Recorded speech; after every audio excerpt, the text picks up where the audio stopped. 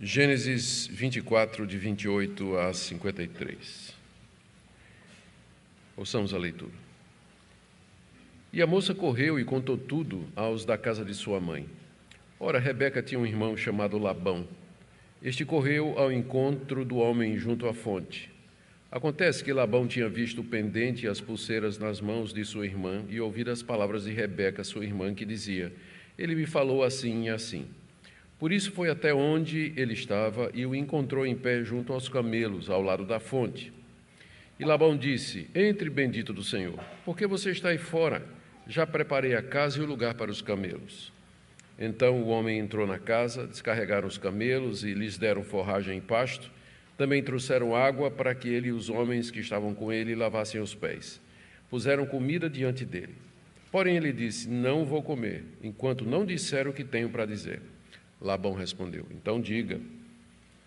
Então ele disse: sou servo de Abraão. O Senhor tem abençoado muito meu senhor, e ele se tornou um grande homem. O Senhor lhe deu ovelhas e bois, pratas e ouro, servos e servas, camelos e jumentos. Sara, mulher do meu senhor, já era idosa quando lhe deu à luz um filho a quem o meu senhor deu tudo o que tem. E meu senhor me fez jurar, dizendo: não busque uma esposa para o meu filho entre as mulheres dos cananeus, em cuja terra estou morando. Pelo contrário, vá à casa de meu pai e à minha família, e ali busque uma esposa para meu filho. Respondi ao meu senhor: talvez a mulher não queira me acompanhar.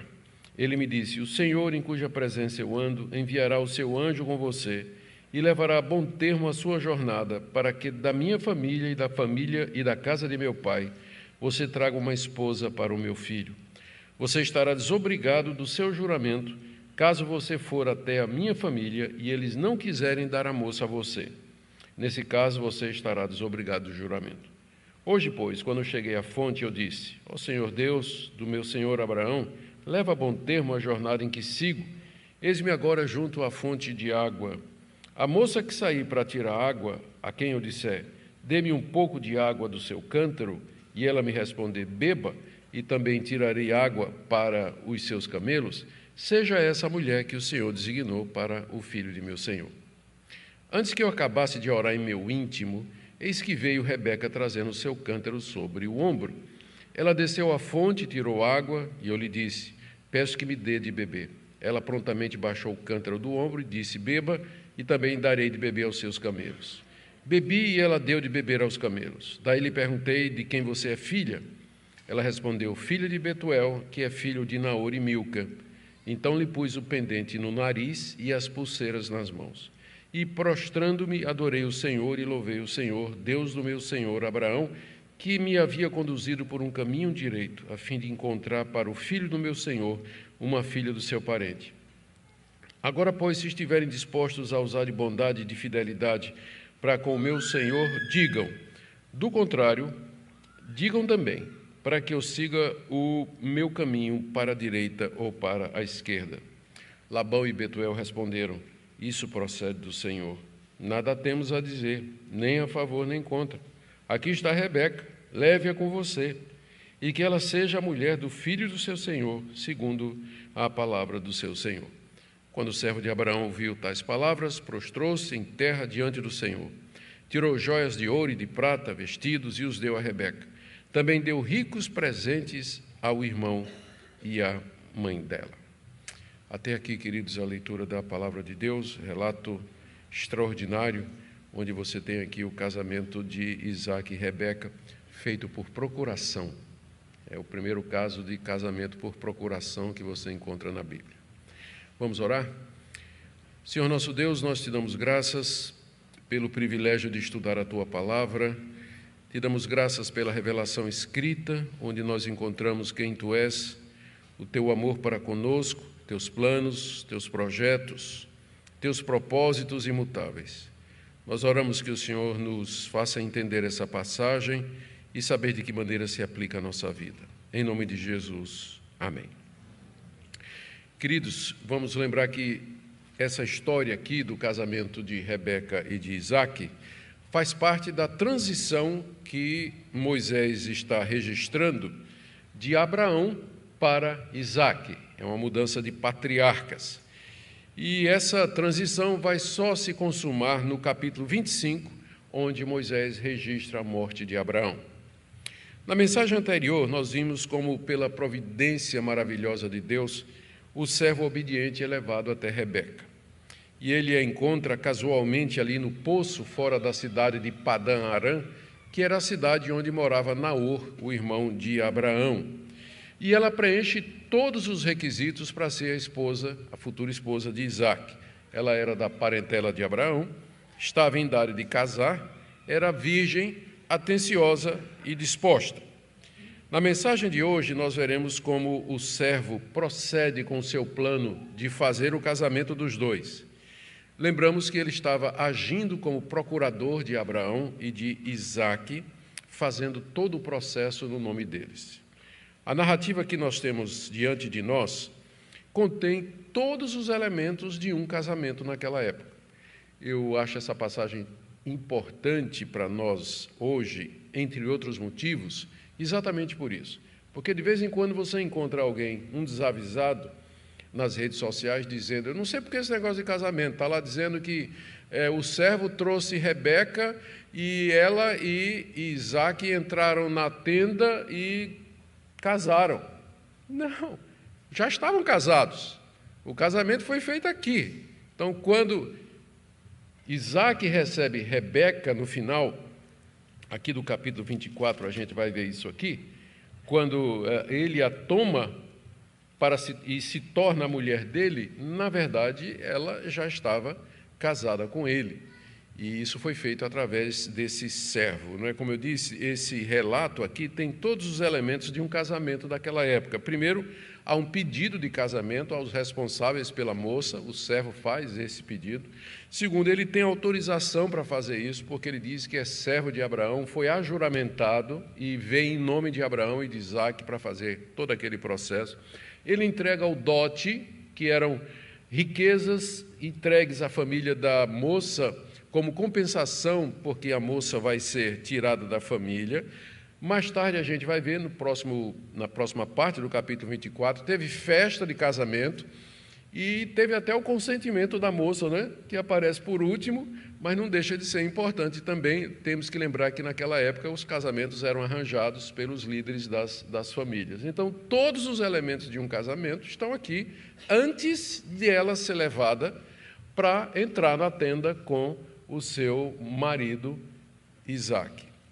Então, isso é um dos motivos porque eu considero essa passagem importante para hoje, porque ela destrói a narrativa dos que querem simplesmente, acham que, como uma vez um rapaz me escreveu, dizendo que ele se considerava casado. Ele e a namorada simplesmente entraram no apartamento, ficaram de joelhos diante de Deus e um disse para o outro, né, olha, eu te aceito como legítimo marido e mulher, pronto, estamos casados diante de Deus, não precisa mais nada, né?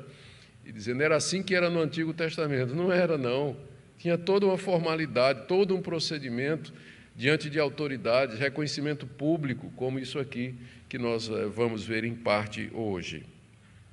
Mas, apesar de toda a beleza da passagem, os detalhes que nós temos aqui, apesar de fazer parte desse romance, né, que nós encontramos aqui, a importância dessa passagem está no fato de que, mais uma vez, a providência de Deus se mostra à medida que ele cumpre as suas promessas e mostra a sua fidelidade à aliança que ele tem com o seu servo Abraão e, posteriormente, sobre o seu servo Isaque. Essa história aqui é a história de Jesus Cristo, é a história dos ancestrais de Jesus. A Bíblia toda aponta para Jesus Cristo.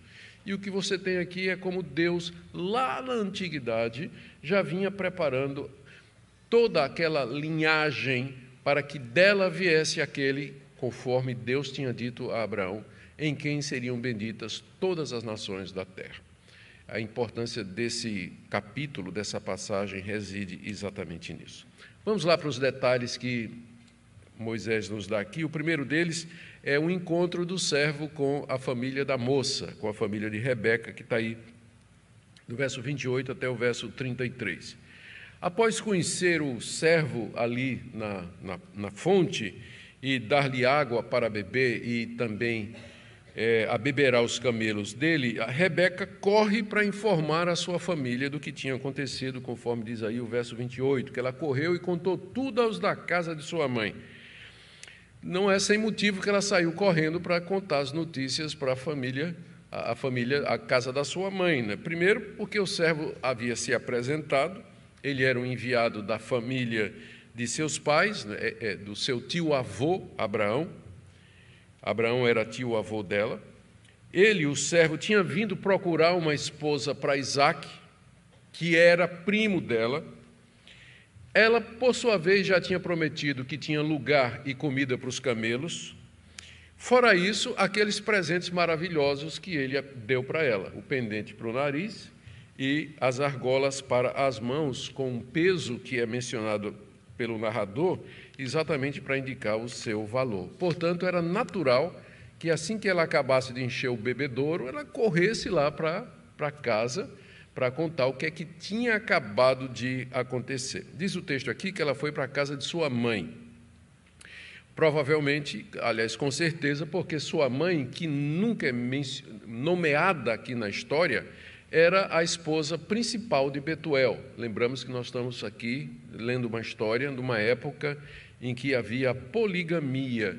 E, nesse caso, as mulheres tinham cada uma a sua casa em separado, e a esposa principal, naturalmente, devia ter a casa maior, e as concubinas, era o nome que se dava para a esposa secundária, moravam em outras casas também. Mas a Rebeca, ela era filha da esposa principal de Betuel. E é para lá que ela vai primeiro levar essas boas notícias. E diz aí, do verso 29 a 30, que lá na casa da sua mãe estava seu irmão Labão. E Labão, então, agora é introduzido na história. Nós não sabemos porque, a partir daqui, ele assume a liderança do processo do casamento de Rebeca da parte da sua família. Talvez porque Betuel, que era o pai de Rebeca, àquela altura já estivesse doente, incapacitado, e ele não tinha morrido, porque ele aparece aí, ele é citado aqui mais adiante no texto, como nós iremos ver.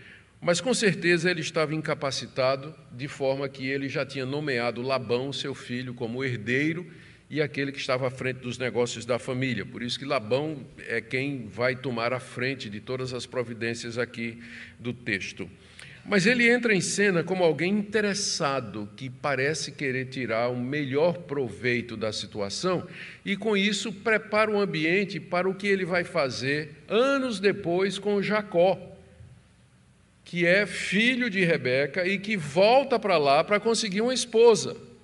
E aí conhecemos a história de como ele tratou Jacó de maneira desonesta, né? Então, ele já é introduzido aqui como uma pessoa interesseira, de olho grande, né? Quando ele viu os pendentes, quando ele viu os presentes, então ele ficou muito animado, né? E diz aí o texto no verso 29 que ele correu à fonte para encontrar o homem que Rebeca havia mencionado. E no verso 30 diz abertamente, né? Moisés diz abertamente a respeito dele, acontece que ele tinha visto o pendente e a pulseira nas mãos de sua irmã. Então, o olho cresceu, né? Quando ele viu lá os presentes que o homem tinha dado para a irmã, e também tudo aquilo que o homem tinha dito, ele me falou assim e assim, ele farejou uma proposta de casamento vantajosa que estava chegando ali, e onde ele, como irmão, líder da família, iria receber um dote razoável, não é? Então, para a fonte, né? Vamos lá ver o que é isso aí, né? O que é que isso aqui pode trazer de interessante para mim. Afinal, essa proposta estava vindo do tio-avô rico, que era Abraão, certamente muito mais rico do que a família de Naor, de Betuel e assim por diante. Bom, nós lemos aí no final do verso 30 que ele encontra o servo exatamente onde Rebeca o havia deixado, ali em pé, junto aos camelos. Provavelmente os camelos ainda estavam bebendo água do bebedouro que a Rebeca havia enchido. Ele se dirige ao homem então e o convida para se hospedar na sua casa. E ele diz assim, no verso 31, ele se refere ao servo dizendo: entre bendito do Senhor, por que você está aí fora? Então, considerando quem era Labão, essa expressão bendito do Senhor pode soar falsa, não é? Era só assim um elogio ou alguma coisa, porque o Labão estava interessado mesmo era nas riquezas, mas pelo menos mostra que Labão sabia o nome do Deus de Abraão e que ali naquela região, exatamente como Abraão havia dito, ainda havia se preservado o conhecimento de Deus entre os semitas. Os semitas ainda mantinham esse conhecimento de Deus de forma que eles sabiam o nome. Quando ele diz aqui, bendito do Senhor, a palavra Senhor é Yahvé, que é exatamente o nome pelo qual Deus se revelou a Abraão, é o nome do Deus da aliança. Então, Labão tem conhecimento de que esse é o Deus a quem o seu tio-avô adorava. E já então convida o servo a entrar no nome do Senhor. E agora, é claro, mais adiante vai ficar transparente da narrativa que Labão era muito idólatra, como todas as pessoas ali daquela região. A própria Raquel, a filha dele, que mais adiante vai casar com Jacó, na hora de ir embora com Jacó, voltar para Canaã, sair da Mesopotâmia, roubou os deuses do seu pai. Roubou os deuses do seu pai, que eram imagens e nichos que ficavam nas casas, o que mostrava que a família toda era idólatra. E entre os deuses estava Yahvé. Então, nós temos que nos lembrar disso aí, que naquela época você vai encontrar gente que adorava a Deus, mas isso não quer dizer que não adorasse outros deuses. E a briga do iavismo, por assim dizer, essa foi a briga dos profetas, é que Deus exigia exclusividade. Os deuses pagãos não tinham problema, você podia adorar Baal, Dagon, Quion, Moloque, Nenfã, Astarote, tudo ao mesmo tempo. Nenhum desses deuses considerava os outros como rivais, eles compartilhavam os adoradores, por assim dizer. Mas Jeová, ou Yahvé, não. Ele era exclusivista. Ao Senhor seu Deus adorarás e somente a Ele servirás. Não terás outros deuses diante de mim. Está lá no mandamento. Então, a fé de Abraão era monoteísta e era exclusivista, mas os seus parentes, eles tinham muitos deuses, e entre eles mantinham ainda a adoração e o nome do Deus verdadeiro. Estava lá misturado, nesse sincretismo religioso que havia naquela época. É o caso do Labão. Então, o fato dele ter chamado Deus aqui pelo nome certo não deve nos levar a pensar que ele era um homem temente a Deus, crente, né, piedoso, como o próprio Abraão era. Mas era mais um daqueles idólatras daquela época. Era assim que Abraão era quando Deus o chamou de Ur dos Caldeus. E aí foi quando Abraão veio a conhecer que Deus era um único Deus verdadeiro e que os outros deuses eram falsos, eram da imaginação humana.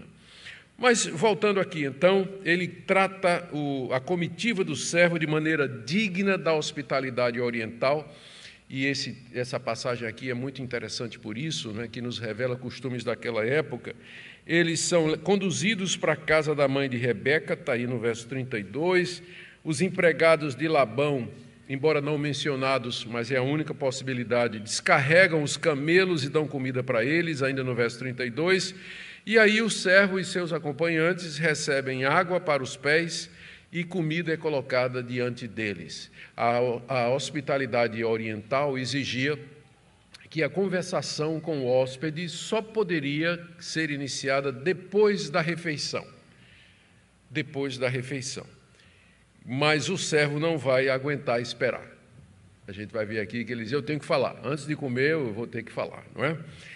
Eu vou ter que falar. E introduz a segunda parte do nosso texto, que é aí do verso 33 parte final até o verso 49, que é a proposta de casamento que o servo faz de Rebeca com Isaque. Encorajado por tudo que aconteceu até agora, porque a mão de Deus estava muito claro em tudo isso que aconteceu. As coincidências que não são coincidências, de ele ter chegado em Padan Aram no final da tarde, exatamente na hora que as moças estavam saindo, que a sobrinha neta do seu senhor Abraão estava saindo naquela hora para pegar água para levar para casa, e o fato de que ela era jovem, que estava disponível, tudo isso estava evidente a mão de Deus para o servo, estava evidente que Deus até agora vinha conduzindo todas as coisas. Então, ele não quer esperar seguir ali o protocolo da hospitalidade daquela época do Antigo Oriente, e ele diz então, aqui no verso 33, não vou comer enquanto não disser o que eu tenho para dizer. Literalmente no hebraico, não vou comer enquanto não disser as minhas palavras. Era como se as palavras estivessem, borbulhando no coração, e ele diz, eu não posso esperar mais, eu tenho que trazer, ele pensando com ele, eu tenho que fazer essa proposta de casamento logo, porque Deus me ajudou até o momento e não vou perder tempo aqui. Ele não está preocupado com o conforto dele, em ter uma refeição, não, ele quer resolver o negócio para o qual ele havia sido mandado. Seu coração está transbordando com aquilo, ele precisa dizer, precisa aliviar o coração. E Labão, que tinha ideia do que é que vinha pela frente, disse, diga logo, vamos. Está aí o verso 34, verso final do verso 33. Então Labão respondeu, diga, você não tem que falar? Então fale. E aí o servo começa a falar. Veja a sabedoria desse homem, ele vai conduzir o relato que ele vai fazer aqui, que eu vou apenas mencionar, porque nós já lemos pelo menos umas 2 vezes. Ele vai dirigir o relato de tal forma a deixar claro para a família de Rebeca, de que aquele encontro ali foi alguma coisa providenciada e arranjada por Deus. Que Deus havia designado Rebeca para ser a esposa do seu senhor Isaque. E que nada daquilo era coincidência, portanto, eles tinham que autorizar a moça a voltar com ele para casar com Isaque. Então, a história vai ser narrada de uma forma a, no final, deixar os responsáveis pela moça sem nenhuma outra opção a não ser dizer, leve, não há o que fazer. Está na cara que Deus está por detrás disso tudo. E quem somos nós para ir contra Deus? Então, está aqui a moça, leve a moça. Veja como ele constrói. Primeiro, ele se apresenta como servo de Abraão no verso 34, dizendo assim, sou servo de Abraão. Ou seja, eu estou aqui enviado por ele. Estou aqui comissionado por ele, falando por ele. Eu já disse para vocês que já tinha uma instituição no Antigo Testamento, ela vai ficar clara mais no período intermediário, ali entre 400 a.C. até a época do Senhor Jesus, que era chamada de Shaliar. O Shaliar era um procurador que podia, inclusive, casar em nome daquele que o tinha enviado. Podia abrir negócio, fazer pagamento, acertar dívidas, começar empresas. Era um procurador pleno. Isso era bastante conhecido entre os judeus. Um apóstolo de Jesus Cristo era como se fosse um Shaliar de Jesus Cristo, um procurador, porque ele em nome de Cristo, ele fazia milagres, ressuscitava mortos, pregava o evangelho e anunciava o perdão de pecados. Então, essa instituição, o apostolado, ela se baseia nessa instituição mais antiga que já era conhecida pelos judeus, que era de procuração, alguém autorizado que fala em nome de outro com plenos poderes, que é exatamente o papel que o servo está assumindo aqui. Eu sou o servo de Abraão, fui enviado por ele, e eu tenho toda a autoridade. A prova disso são as riquezas que ele traz, as riquezas de Abraão, muita, não foi pouca não, 10 camelos. Então era uma prova de que ele era, de fato, pleno procurador de Abraão, com autoridade para fazer aquilo que ele vai fazer em seguida. Agora vejam como ele fala do seu Senhor. Ele está apresentando o pai do noivo aqui, por assim dizer. e com todas as vantagens. Olha o que ele diz. Primeiro, o Senhor havia abençoado muito o seu patrão. No verso 35, o Senhor tem abençoado muito o meu senhor. Como consequência, ainda no verso 35, ele se tornou um grande homem, e se tornou mesmo. Abraão era respeitado entre os cananeus. Numa certa ocasião, Abraão livrou toda aquela região do Vale do Sodoma da invasão e da pilhagem de reis da Mesopotâmia que vieram invadir aquela área. Abraão, com 318 homens, um pequeno exército preparado, combateu, venceu e resgatou os moradores de Canaã e os seus bens e os devolveu. Então Abraão era uma espécie de herói ali daquela região. Era um homem que Deus havia engrandecido. Era um homem que tinha muita riqueza, era bastante respeitado, tinha alianças com vários dos cananeus, líderes dos cananeus, por exemplo, Escol, Aner, Manre, Abimeleque, todo esse pessoal que morava ali naquela região, entre hititas, filisteus e moradores da costa do Mediterrâneo. Ele era conhecido. Deus engrandeceu o meu patrão, e é mesmo. E quando a gente pensa como Deus tirou Abraão lá de Ur dos Caldeus, não é? Um idólatra, e faz dele esse grande nome, a gente vê a misericórdia de Deus para com o seu servo Abraão. Aí ele continua no verso 35 ainda: o Senhor lhe deu ovelhas e bois, prata e ouro, servos e servas, camelos e jumentos. Aqui você tem a lista do que era considerado riqueza naquela época. Uma pessoa era rica a partir do número de ovelhas e bois, da quantidade de prata e de ouro, da quantidade de servos e servas, camelos e jumentos que ele possuísse. E Abraão tinha muito. O servo já introduz assim: olha, o pretendente, o pai do pretendente é riquíssimo, né? Aí Labão já está achando bom, né? Está achando bom. Aí, no verso 36, ele introduz Isaque, o noivo. Ele diz que Abraão tinha um filho e que Sara, sua esposa, lhe tinha dado esse filho depois de velha, depois de idosa. Portanto, Isaque não era velho. O noivo não era assim um velhote de 60 anos de idade. Desculpe que eu estou com 67, posso chamar de velhote. Então, não era, né, um velho de 60 anos, 70 anos, não, porque ele nasceu quando sua mãe já era idosa. Então, ele devia ter, aí, tinha menos de 40, com certeza, não, ele tinha 40 anos mais ou menos. Eu depois vou ver aqui, é isso aqui, porque ele tem 60 quando nascem os gêmeos, não é? Mas ele tinha nessa faixa etária aí, entre 30 e 40 anos de idade, porque ele nasceu quando sua mãe já estava velha. Então, ele é um bom pretendente, não é uma pessoa idosa. E segundo, apresentando o noivo ainda no verso 36, Abraão deu a ele tudo o que tinha, ou seja, a Rebeca não ia ficar desprotegida, porque o pretendente era aquele que iria herdar toda a fortuna que ele tinha acabado de descrever agora, sendo o filho único, não é? O filho único, quer dizer, o único herdeiro que haveria de ter direito a toda a fortuna do seu pai, ou seja, o futuro de Rebeca estava garantido.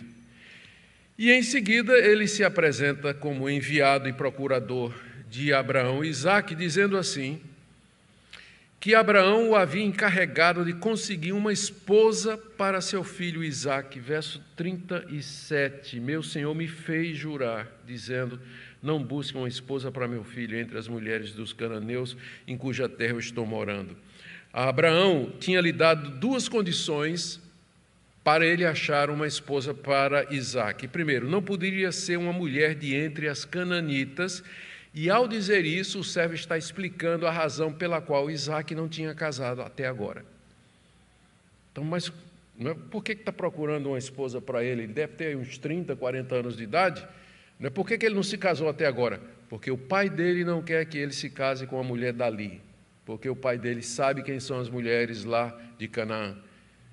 Ele quer a melhor para o filho, que vai herdar tudo, e que vai ser o herdeiro da promessa, que vai continuar a linhagem de onde virá o descendente em quem serão benditas todas as nações da terra. Tem que ser da parentela dele, onde ainda existe a fé em Yahvé. Tem que ser de lá. Por isso que ele não tinha casado ainda, e é por isso que o servo estava lá em missão. Teria que ser uma moça da parentela, que morava na Mesopotâmia, por causa do Senhor. E ele diz aí no verso 37, que Abraão o tinha feito jurar pelo Senhor, de que haveria de fazer isso.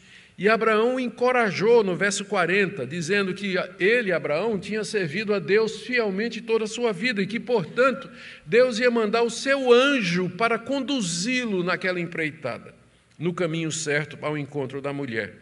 E que ele, o servo, estaria desobrigado se eles ali não deixassem a Rebeca voltar para Canaã com ele para casar com Isaque. O servo estaria desobrigado do juramento. Verso 39 e verso 41. E em seguida, ele, como eu disse, né, a narrativa é cuidadosamente selecionada para impressionar a família da moça. Quem é o pretendente? Ele é rico, ele tem condições, ele não é idoso, ele é o único herdeiro.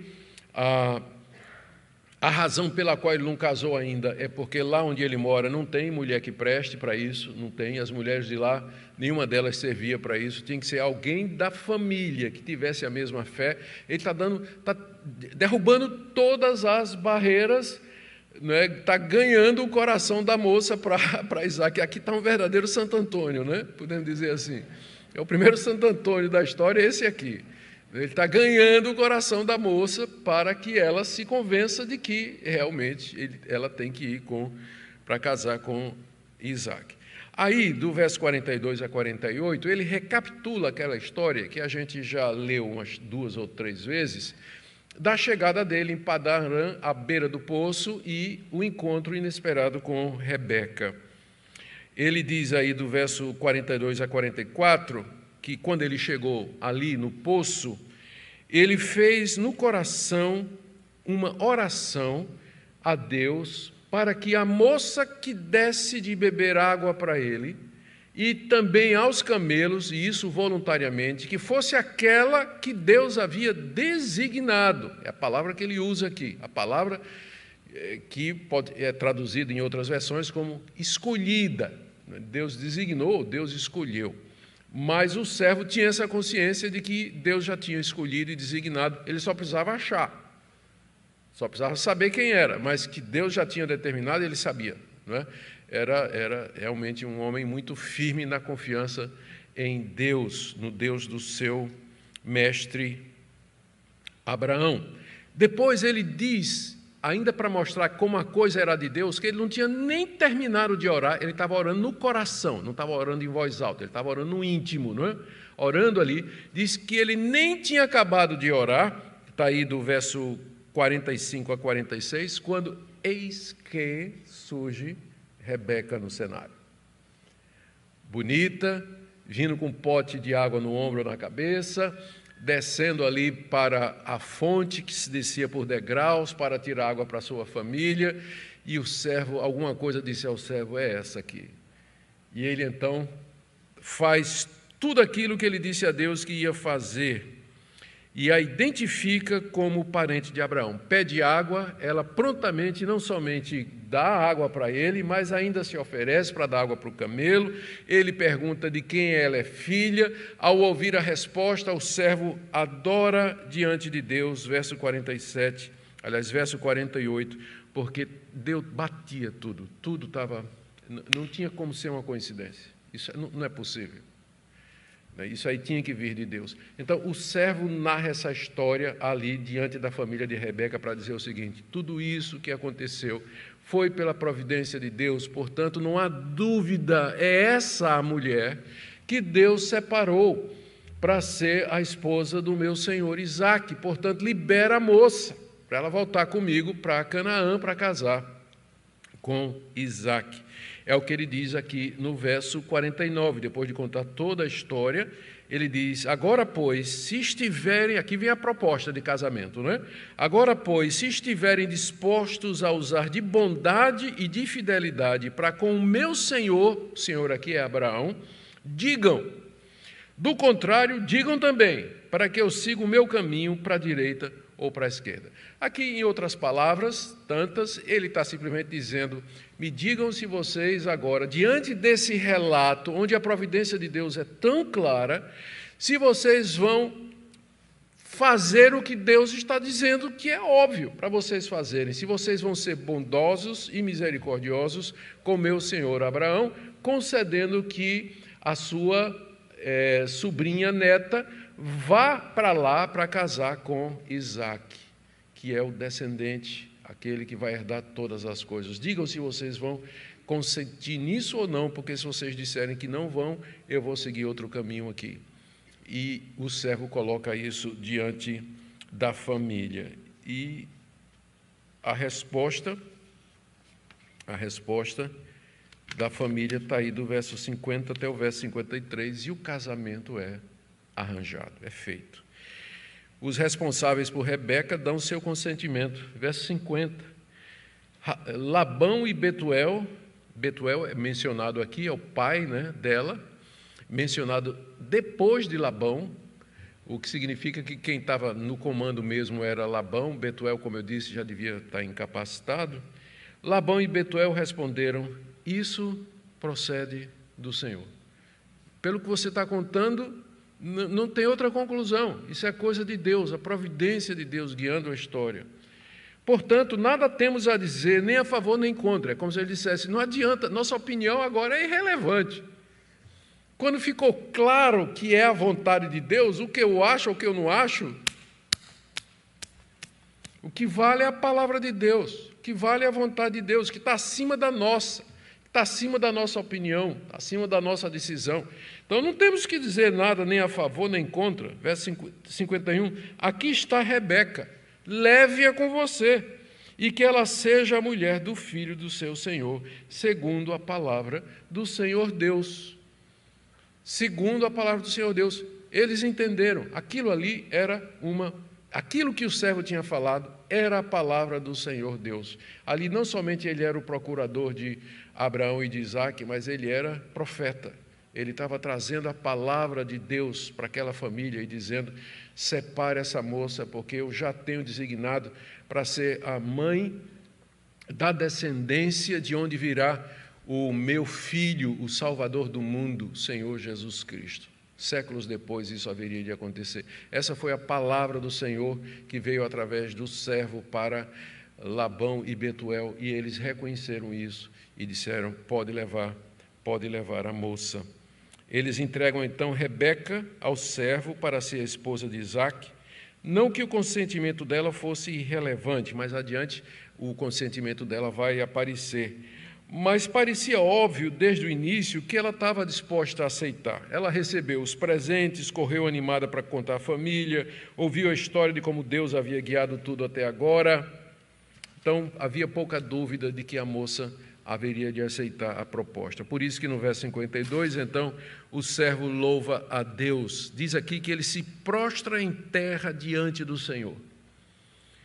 Então, é a terceira vez que Moisés registra esse momento, ou o momento em que o servo reconhece a sabedoria de Deus, o poder de Deus e que tudo vem de Deus. É a terceira vez na narrativa que ele se ajoelha, encosta a cabeça no chão, que era sinal no Antigo Oriente de submissão, obediência, humildade e adoração, e reconhece que tudo aquilo vem de Deus. Tudo aquilo vem de Deus. Ele faz isso ali na frente da família de Rebeca. Sua missão havia sido bem sucedida. Aí então ele entrega o dote de Rebeca para selar o contrato. Verso 53, tirou joias de ouro e de prata, vestidos, os deu a Rebeca, e também deu ricos presentes ao irmão e à mãe. O pai não é mencionado pelas razões que eu disse, a mãe já assumindo ou aparecendo aqui em maior proeminência, não é? Mas o servo, dali dos 10 camelos, ele desempacota tudo aquilo ali, e diante dos olhos brilhantes de Labão, ele entrega toda aquela riqueza à moça, o dote dela, e à família dela, que recebia uma parte como compensação pelo fato de que a moça ia sair de lá, não é? A compensação era porque, uma vez que a moça casava, as riquezas que ela haveria de receber, ou tudo que ela haveria de herdar, saía da família dela e ia para a família do noivo, né, ou do futuro marido. Então, a família dela precisava de uma compensação, por assim dizer, que é feita de maneira ampla e generosa, está tudo ali entregue pelo servo de Abraão. O que Moisés queria ensinar aos israelitas com essa história, não é? Tão impressionante e que mexe com a gente? Mais uma vez, como eu disse no início, o que Moisés quer mostrar aqui é a providência de Deus e a sua fidelidade para com Abraão. O herói da história é Deus. Embora pareça ser o servo, não é? Pareça ser o servo, mas o servo, ele é o que é por conta da providência de Deus. 3 vezes ele reconhece isso.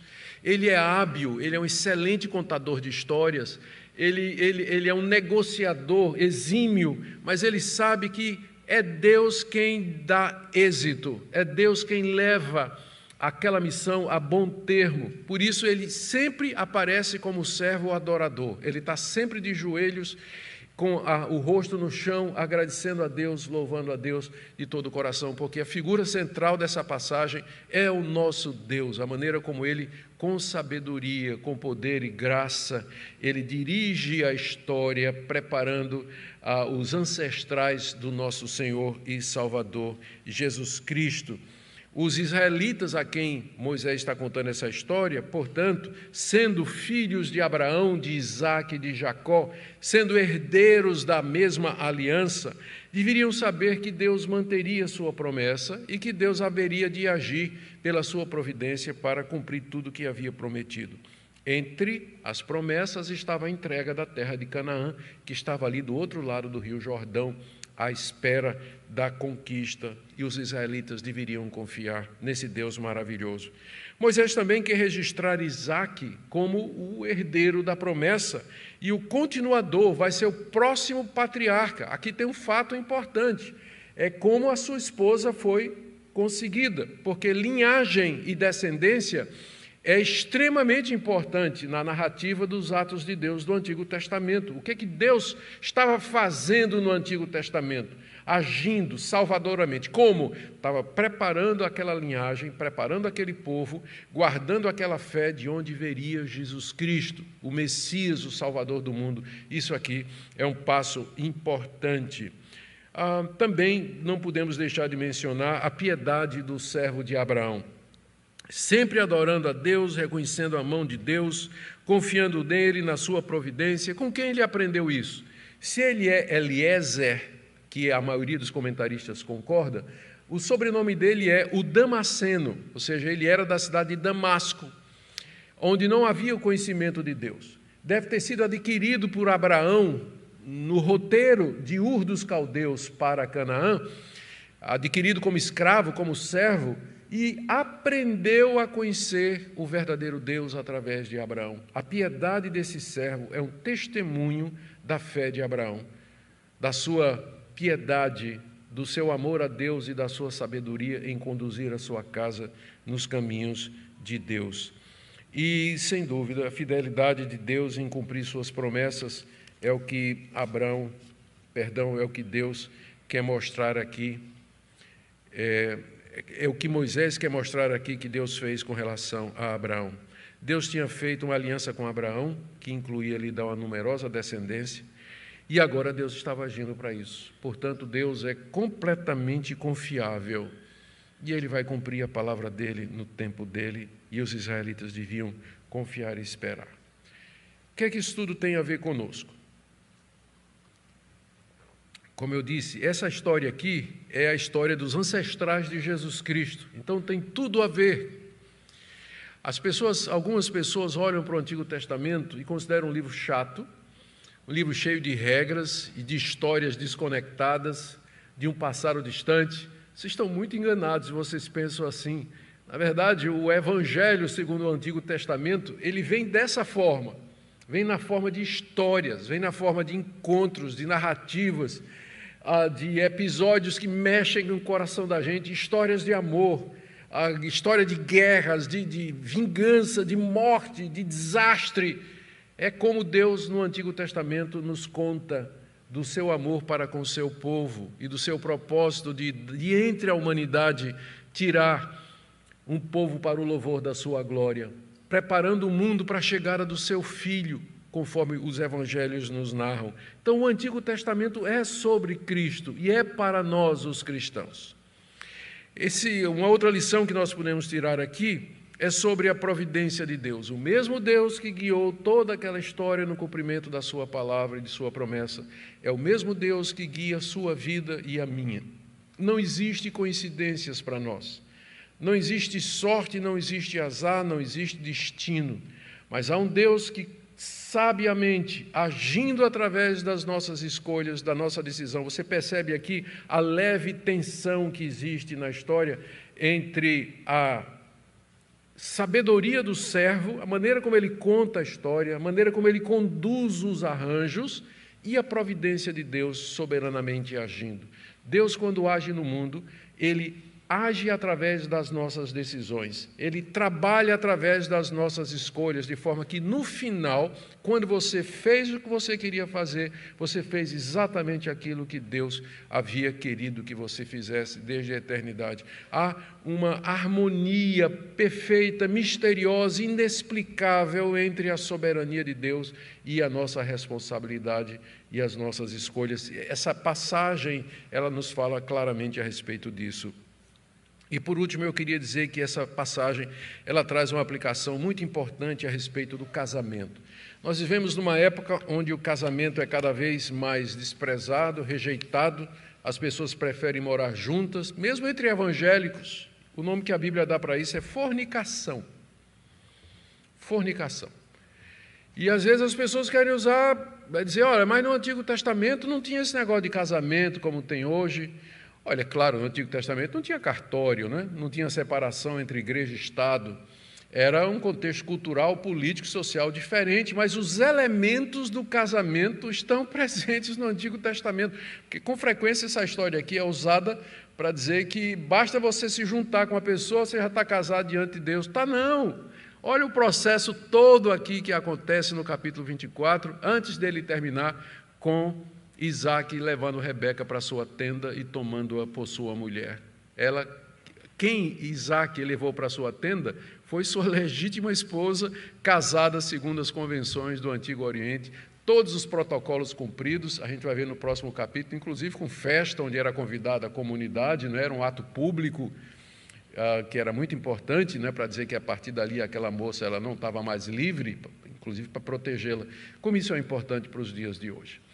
Que Deus aplique sua palavra, querido, ao seu coração e abençoe sua vida, e que você saia animado, encorajado de servir esse Deus que tanto nos ama e que, com sabedoria, guia a história para o plano, dentro do plano que Ele já estabeleceu. Fiquemos em pé. Na liturgia tem algum hino? Não, né? A oração de Deus. Ó Deus maravilhoso, nós nos curvamos diante de Ti, como aqueles servos reconhecidos, ó Deus, da Tua majestade, da Tua glória, da Tua sabedoria, da Tua providência. Te agradecemos como o Senhor conduziu e vem conduzindo a história para o fim que o Senhor determinou. Te damos graças porque nós sabemos que o fim é bom, há um final feliz para o Teu povo, apesar da morte, da doença, do sofrimento, da dor, dos problemas, mas há um final feliz para o Teu povo. Povo comprado pelo sangue precioso do Teu Filho Jesus Cristo, filho de Abraão, filho de Isaque, filho de Jacó. Nós bendizemos o Teu nome, abençoa a Tua igreja, abençoa Teu povo, é o que pedimos no nome do Senhor Jesus.